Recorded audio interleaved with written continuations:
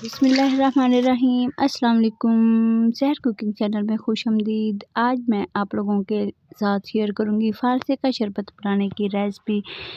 जब गर्मियों में सर से लेकर पाँव तक पसीना बहना शुरू हो जाए, दिल और जिगर में गर्मी पैदा हो जाए, तो दिल और जिगर की गर्मी को ख़त्म करने के लिए हम बनाएंगे फालसे का शरबत। यहाँ पर आप देख सकते हैं माशाल्लाह जी, अल्हम्दुलिल्लाह बहुत ही अच्छा और बहुत ही मज़े का हमारा फालसे का बिल्कुल ओरिजिनल और केमिकल से पाक शरबत हमारा तैयार हो चुका है। यहाँ पर 1 पाव मैंने फालसा लिया है।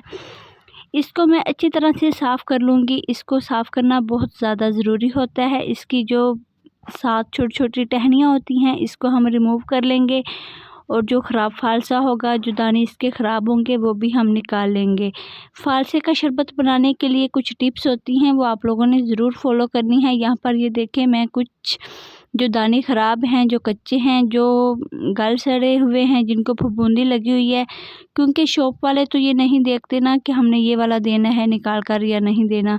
तो इस तरीके से हम इसको साफ़ कर लेंगे अच्छी तरह से। तमाम हमें अच्छा और बहुत ही प्यारा सा फालसा जो है मिल जाएगा। इस तरीके से ये तमाम इसके जो ख़राब दाने हैं और कच्चे हैं वो निकाल लेंगे, ताकि हमें इसका बहुत ही प्यारा सा नेचुरल कलर चाहिए होता है।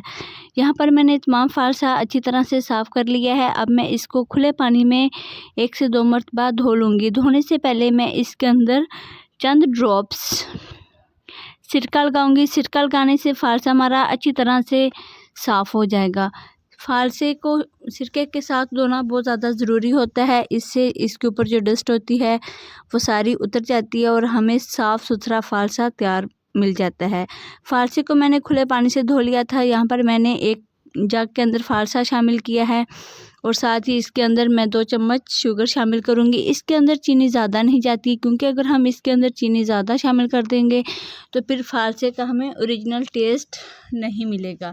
हमें चाहिए है फालसे का ओरिजिनल टेस्ट। ओरिजिनल टेस्ट के लिए हमें इसके अंदर कुछ और टिप्स कुछ इस्तेमाल करेंगे, कुछ और चीज़ें शामिल करेंगे। यहाँ पर मैंने इसके अंदर 1 गिलास पानी शामिल किया है, चुटकी भर सफ़ेद नमक और चुटकी भर काला नमक शामिल किया है। फालसे को अच्छी तरह ब्लेंड करने के बाद यहाँ पर मैंने 1 कपड़ा लिया है। आप छलनी की मदद से भी कर सकते हैं, इसको छान सकते हैं, लेकिन छलनी की मदद से छानना बहुत मुश्किल होता है और उसके सिर्फ बीज ही निकलते हैं। छोटे छोटे जो ज़र्रे होते हैं फालसों के छिलकों के, जो ज़रात होते हैं, वो निकल जाते हैं और हमें खालिस शरबत नहीं मुयस्सर होता। यहाँ पर मैं इसको चम्मच की मदद से मिक्स करूँगी और तमाम जो है इसकी प्यूरी, उसका जो गोदा है, इस तरीके से हम निकाल लेंगे। इसको थोड़ा थोड़ा हम दबाते जाएंगे। इसका जो जूस है जो फालसे का वो निकल आएगा और इसका जो गोदा है वो इस तरीके से अलग हो जाएगा।